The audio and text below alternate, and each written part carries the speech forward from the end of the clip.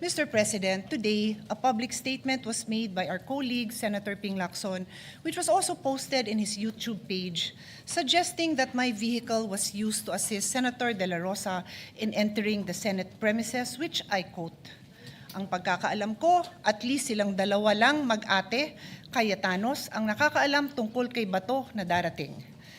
Dahil ang pagkakaalam ko, nakasakay si Bato sa kotse ni Senator Pia." Before I proceed, welcome, Senator Bato. I am happy na nakapasok ka. Wala akong problema na nakarating ka.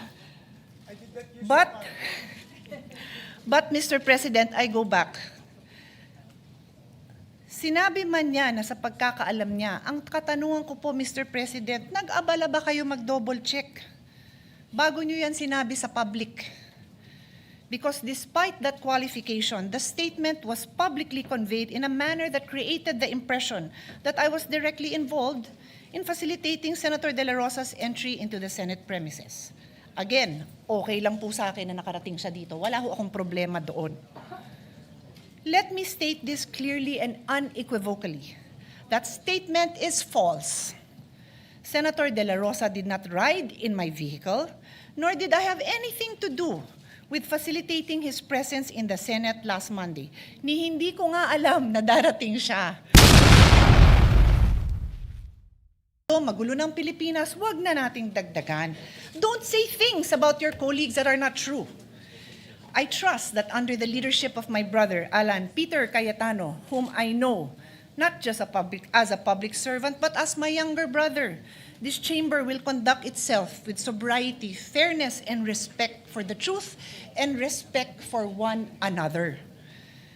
Mr. Senate President, I will keep this manifestation short. Napakarami pa hong trabaho.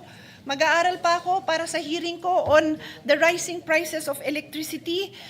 Mag-aaral pa ako to support our colleagues who will be the next chairperson of the Committee on Health, the Committee on Energy, at napakarami pa ho nating trabaho kailangan gawin. So I leave that as it is, and I hope that this will not be repeated again. Thank you.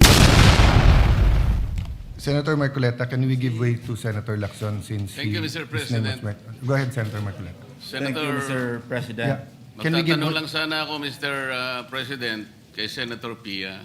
Mga ilang tanong. Will Senator Lacson also interpolate This is just very short. a manifestation? Pero Senator Mr. President, Marcoleta, ako po nakatayo na rito bago pa siya tumayo.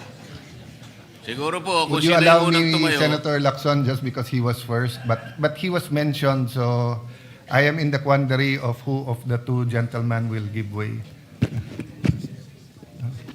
Yeah. May I, Mr. President? Yeah.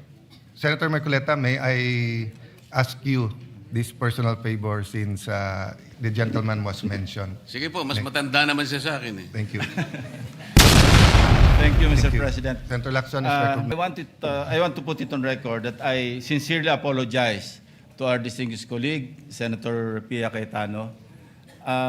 That information was relayed to me by a fairly reliable source, no? And if that was a mistake, then I sincerely apologize. I thought I made a public statement because I thought it was just a very not really a serious matter, but because maski saan sumakay si Senator Bato, as everybody would agree, it is of no moment. No? Sa amin siguro, kung malaman namin kay Senator Ligardo pa nakasakay, baka doon pa kami magkaroon ng issue. Pero maski kanino pa siyang nakasakay na sasakyan, lalo na from the majority, sa tingin ko wala naman pong problema, walang issue. Kaya parang isip ko, okay lang yung i-share ko yung information that I received from, ang sabi ko, from a fairly reliable source. Now, if it is false, then, or even if it is not false, then I sincerely apologize, Mr. President.